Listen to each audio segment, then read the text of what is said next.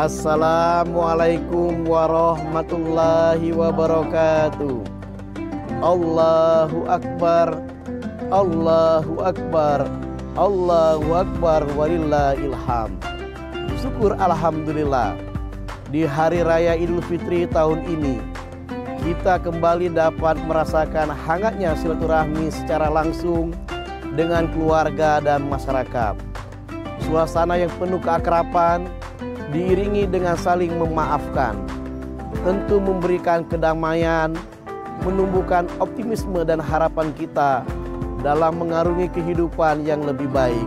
Saya Haji Trisko Depriansa, penjabat Wali Kota Lubuk Linggau, atas nama pribadi dan keluarga serta seluruh jajaran pemerintah Kota Lubuk Linggau, mengucapkan selamat Hari Raya Idul Fitri 1 Syawal 1445 Hijriah kepada seluruh masyarakat Kota Lubuk Linggau dan sekitarnya. Semoga kita semua dapat menjadi insan-insan yang semakin bertakwa kepada Allah Subhanahu wa Ta'ala. Minal aidin wal faizin, mohon maaf lahir dan batin. Wassalamualaikum warahmatullahi wabarakatuh.